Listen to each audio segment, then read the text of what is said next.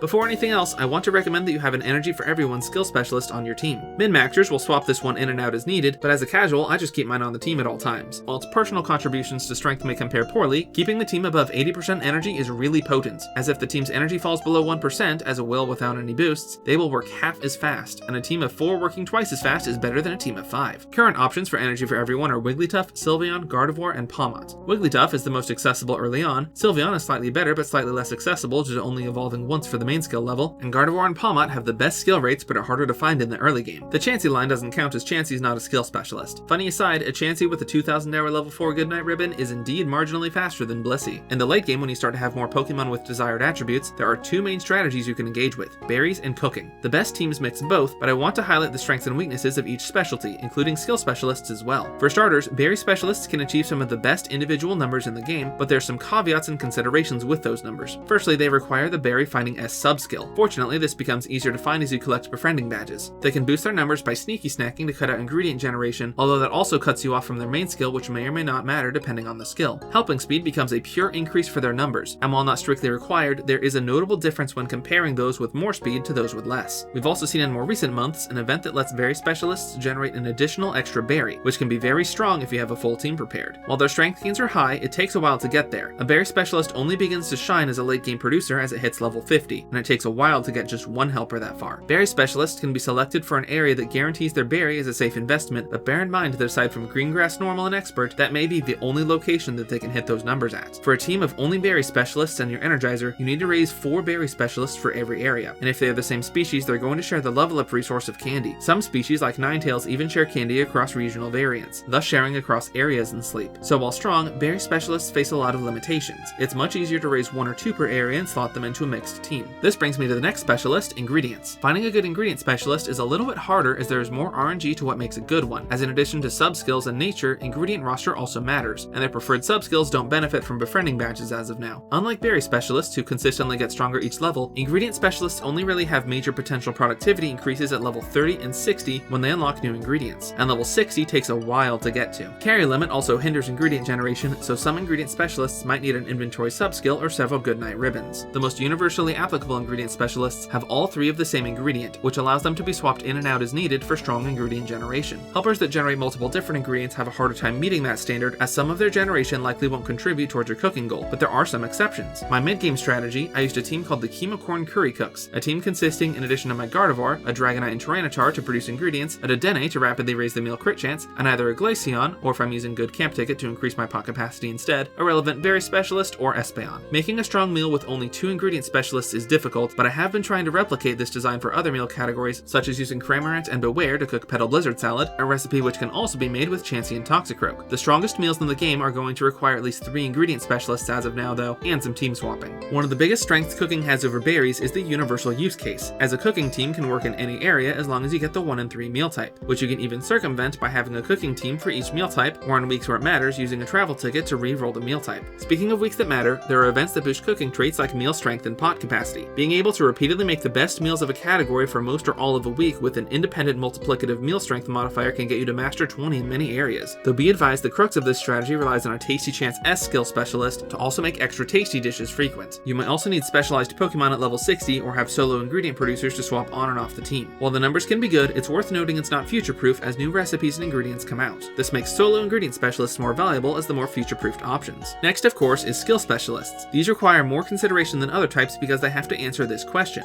what is this Pokemon bringing to the team that makes it worth occupying one of the 5 slots instead of something else? Dreamshard Magnet doesn't have a good answer to this question. Extra Helpful looks great on paper, but instead of having this skill hit a berry specialist, you could instead be running another berry specialist for better results, though this might change as the maximum main skill level gets raised in the future. Pokemon that specialize in Tasty Chance S have a really good answer, rapidly increasing the chance of doubling a strong meal, and an Energy for Everyone helper keeps everyone on the team working at full speed. Getting a good skill specialist is easier than getting a good ingredient specialist, as while they still don't benefit much from befriending badges, they do like the berry finding S sub-skill. However, skill specialists have a higher cost than others in the form of main skill seeds, which are usually a requirement to utilize the full extent of their capabilities. This cost increases if the Pokemon befriended is already evolved. Some main skills that are middling now might overtake other strategies in the future as their max level increases, but that asks another seed, and we don't know which skills will get new levels when or how potent the increase will be. We do occasionally have events that boost the main skill level of certain Pokemon, and Pokemon like Espeon or Ampharos can benefit a lot from this. Aside from the Energy for Everyone staple, some other skills carve out niches that make them worth using. Tasty Chance is awesome on cooking teams, and Cooking Power Up is good if it allows you to reliably cook meals your pot is not big enough to make. Charge Strength M can slot into any area and produces some respectable numbers. Ingredient Magnet is a very free-to-play friendly skill, but late game the random nature of the results becomes inconsistent relative to alternatives if you're gunning for the highest numbers. Helper Boost is strong, but gets stronger if you build a team around it, which actually brings me to my next strategy. This strategy is called stacking, and revolves around a week of prep time using Helper Boost to stack production onto the rest of the team. The idea is that during the first week, a Helper Boost skill specialist targets a team of type-relevant berry specialists to load them up. Meanwhile, said berry specialists can still sneaky snack as to not throw away the current week. This becomes more potent if your skill specialist can proc more often and has a higher level main skill, and if the team matches the type and is of different species. Worth noting as an example, Pichu, Pikachu, and Raichu are all different species, and unlike the Helper Whistle item that produces a time period's worth of help events, Helper Boost just generates a flat number of help events, so Pichu being slower doesn't matter to the strategy. Them being different species allows all of them to power up Raikou Helper Boost. 1st. After the week ends, the next week you can unleash the first week's gathered berries and start with a massive starting bonus. It's also worth noting that you can pre-stack pot capacity expansions for the first breakfast, but meal crit chance doesn't carry over. Finally, here's the part where I show off all my amazing Pokemon to show you all the cool things you could get if you play the game to make the devs happy, so they'll keep giving me more amazingly statistically unlikely Pokemon. Here's my Star Dragonite that I used to cook keema corn curry. I have my Gardevoir that is almost always on my team, although recently I acquired this Pawmot that goes on my team when I use the Raikou stacking strategy. Here's my Espeon that I slot onto the team when I need good strength generation. I have a really solid Dedenne for cooking teams. I managed to get a really good Raikou that I invested in so I could use the stacking strategy. I have a Delibird, which is fantastic at making eggs, a Vikavolt, which is fantastic at making coffee, a Clefable, which despite not being the fastest berry specialist, has really good sub skills and a really fun main skill. I have a Beware and a Cramorant that I'm working on to make Petal Blizzard layered salad. I have a good Gengar that I slot onto the team when Ghost Berries are relevant. Here's my Alolan Ninetales that is really good at generating ice-type berries. My Clodsire, which is fantastic at generating Soothing Cacao. I have a shiny Ditto with really good sub skills, and it's just a shame that Ditto isn't very good right now. I have a lot of shiny Psyducks, and I don't know why. I have like 4 of them. I have the shiny Ampharos that's pretty good. And finally, I have a shiny Pikachu, shiny Halloween Pikachu, and shiny Holiday Pikachu. That's everything I have to say on Pokemon Sleep. Once again, I want to thank Cerebi, Raynox, and all the makers of the other infographics and the Pokemon Sleep Discord for compiling all this information and answering the questions I had about certain mechanics. I recommend joining the Sleep Discord as it keeps up-to-date infographics on all the common things you'd want to look up. You'll find links in the description. If I got anything wrong in this guide or missed something, let me know in a comment below. This version of the guide will eventually become outdated as the last one did, so check the comments for corrections or links to addendum videos or updated versions. I'm also working on a casuals guide that focuses on excelling with your favorites rather than picking whatever makes the biggest numbers. That will be linked in the description when it's done. Thank you all for watching, and I hope you all rest well.